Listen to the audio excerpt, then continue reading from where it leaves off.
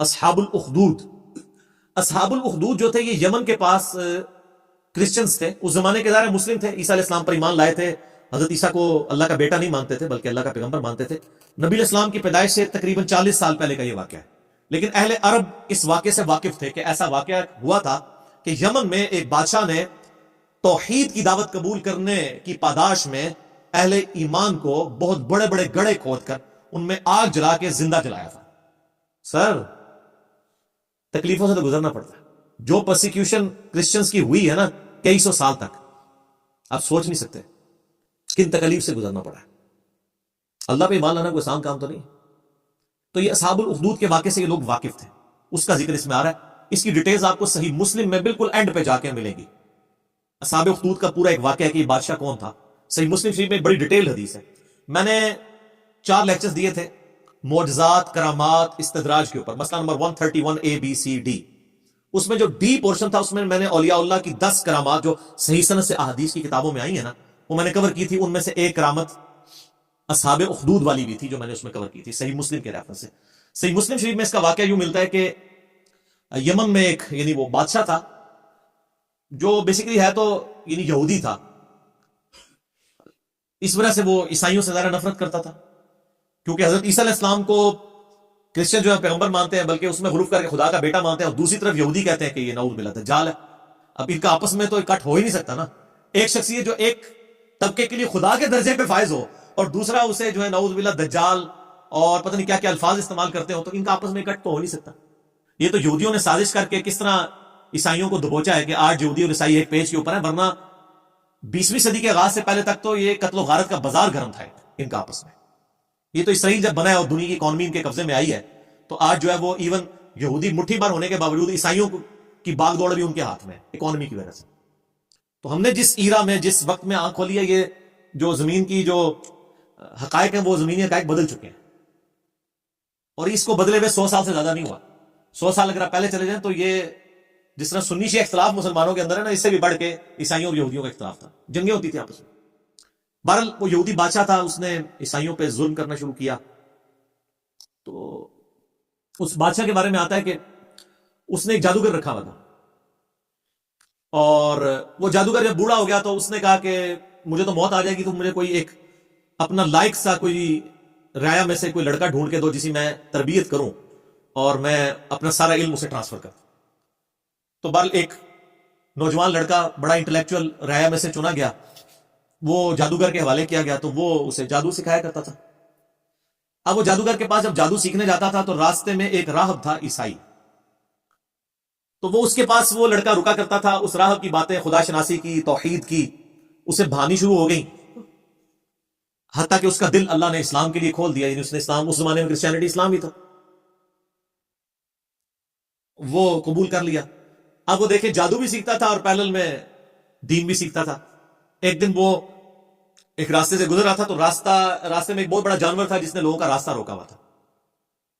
تو اس نے ایک چھوٹا سا پتھر اٹھایا زمین سے اور اس نے کہا کہ اے اللہ, اگر تیرے نزدیک جادوگر کا مذہب مردود اور اس عیسائی راہب کا مذہب مقبول ہے تو اس چھوٹے سے پتھر سے اس جانور کو ہلاک کر دے. ظاہر یہ کرامت ہی ہونی تھی, ایک پتھر سے آپ اتنے بڑے جانور کو, تو اس نے پتھر پھینکا تو وہ مر گیا.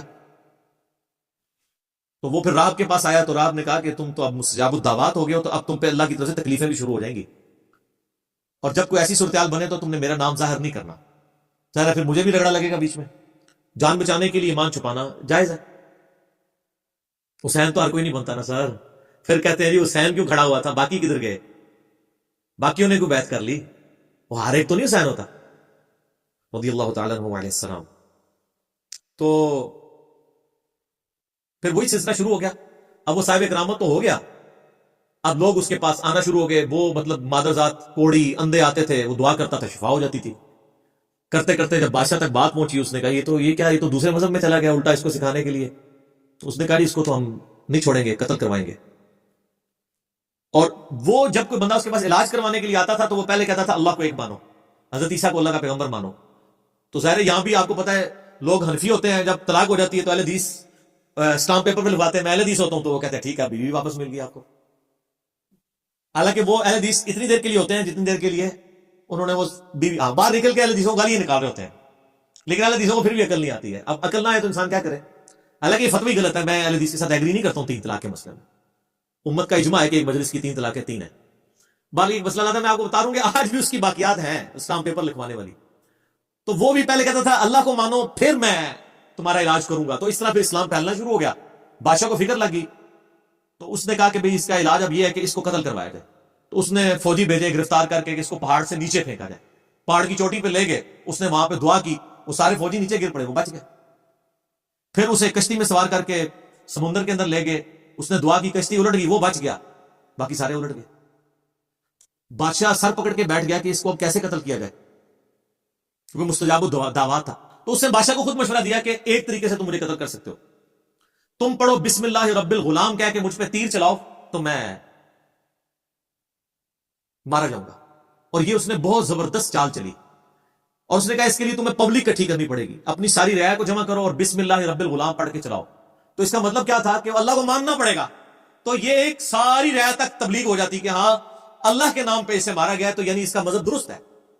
تو اس نے کہا میں نے جان تو جانی جانی ہے تو اللہ کے لیے جائے نا، اور میں مر جاؤں اور ایسا اختلافی نوٹ لکھوں کہ تبلیغ بھی ہو جائے. حضرت حسین بن علی نے تو یہی کیا نا، 72 بندوں کے ساتھ وہ 3 براعظموں میں پھیلی ہوئی بنو امیہ کی بدماش حکومت کا سامنا تو نہیں کر سکتے تھے، لیکن انہوں نے اپنے خون سے اختلافی نوٹ لکھ دیا کہ میں مر جاؤں تو آنے والی نسلیں یاد رکھیں کہ سچائی کے لیے کھڑا ہونا چاہے آپ تھوڑے سے بھی ہوں، اس کی پرواہ نہیں کرنی. تو آج تک دیکھ لیں دنیا میں جہاں بھی سچائی کے لیے تھوڑے لوگ کھڑے ہوتے ہیں تو مثال حسین بن علی کے لیے کی دیتے ہیں. مخالفین کو جو یاد رکھا گیا وہ بھی حسین کی وجہ سے یاد رکھا گیا، ورنہ ان کی کیا اوقات تھی. تو اس نے بھی یہی کہا کہ رائے اکٹھی کرو پبلکلی، بسم اللہ رب الغلام پڑھ کے چلاؤ تیر، تم مارا جاؤں گا. بادشاہ نے یہی کیا. تو جب وہ بسم اللہ رب الغلام پڑھ کے وہ چلائی گئی اللہ کے نام سے شروع، اور جو اس غلام کا رب ہے یعنی وہ سب اللہ کے بندے غلام ہیں، تو وہ تو مارا گیا. لیکن ساری رعایا نے کلمہ پڑھ لیا، ان کا اس کا مذہب حق ہے، وہ سارے مسلمان ہو گئے. وہ ایک کو کیا مارنا تھا، ساری رعایا ہاتھ سے چلی گئی. پھر اس نے بڑے بڑے گڑھے کھدوائے، اس میں آگ جلوائی اور اہل ایمان کو آفر رکھی کہ یا تو ایمان چھوڑے یا آگ میں جلائے جاتے. ہائے ہائے ہائے. بخاری مسلم کی حدیث ہے اس شخص نے ایمان کی حلاوت چکھ لی جس میں 3 نشانیاں ہوں. نمبر 1 اللہ اور اس کا رسول عز و جل صلی اللہ علیہ وسلم اسے پوری دنیا میں سب سے بڑھ کر محبوب ہو.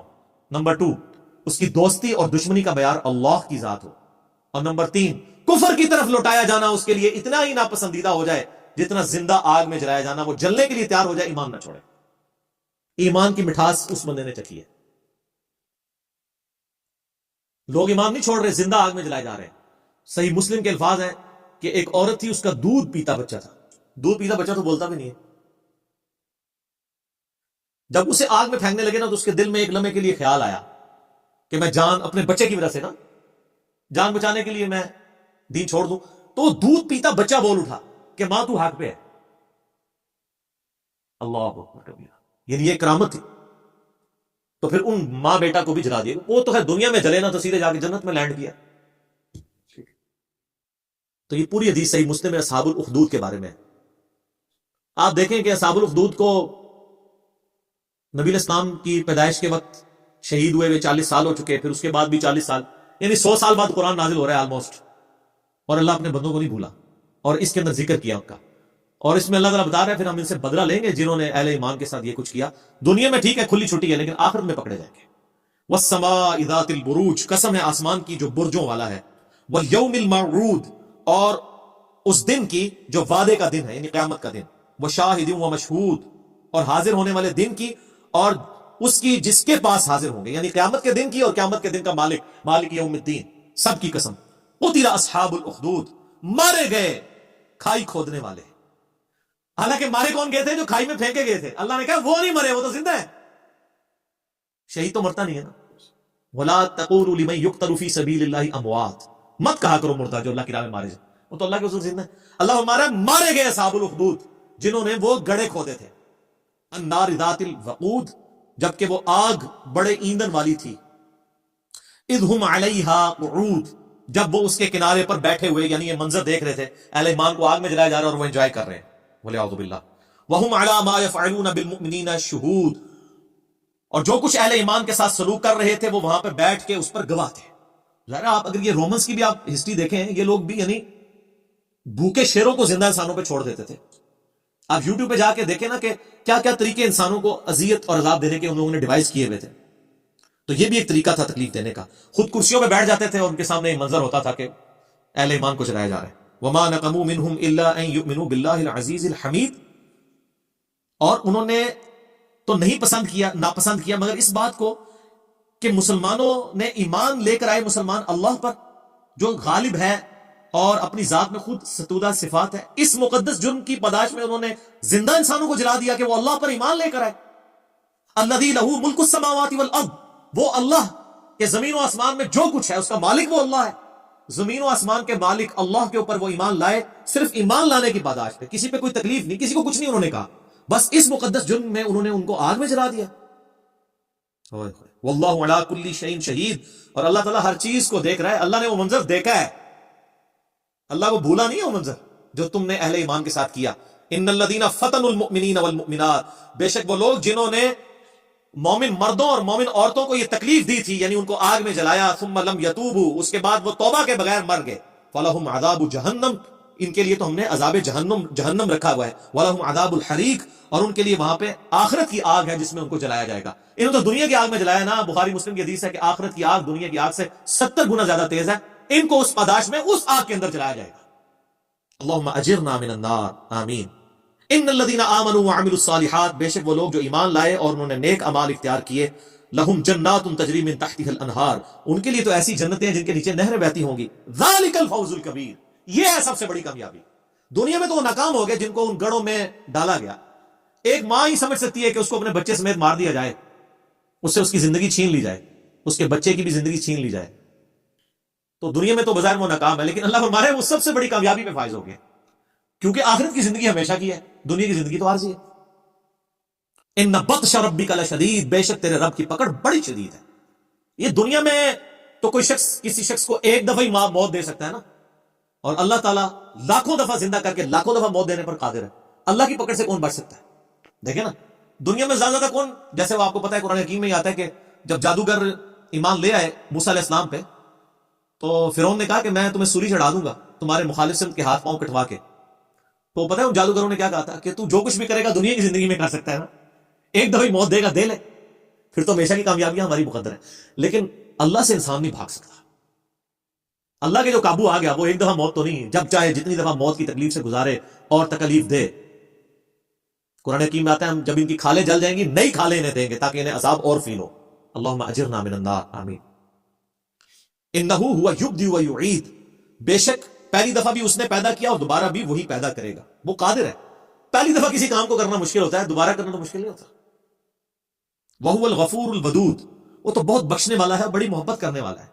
یعنی اللہ تعالیٰ معاذ اللہ کوئی فنیٹک نہیں ہے کہ انسانوں کو عذاب دے کے اسے کو خوشی محسوس ہوتی ہے. دنیا میں بعض لوگ ذہنی مریض ہو جاتے ہیں نا, فنیٹک ہو جاتے ہیں. کئی لوگ ایسے جو, یا اکثر آپ کو امریکہ میں تو یہ بھی اگلے دن بھی خبر آئی تھی 22 بندے قتل کر دیے ایک گورے نے. تو وہ ایک ذہنی مرض بھی ہوتا ہے, کسی کو خون میں لت پت دیکھ کے ان کو خوشی محسوس ہوتی ہے. تو اللہ تعالیٰ ہمارا ہے کہ مجھے کوئی خوشی محسوس نہیں ہوتی کسی کو عذاب دینے میں. اللہ تو بخشنے والا ہے اور بڑی محبت کرنے والا ہے. لیکن اس کا یہ مطلب ہی نہیں کہ پکڑے گا نہیں مجرموں کو, نہیں. وہ اللہ تعالیٰ کے عدل کا تقاضا ہے, قسط کا تقاضا ہے. وہ عادل ہے, اس کے عدل کا تقاضا ہے کہ مجرمین کو سزا دے اور اہل ایمان کو جزا دے.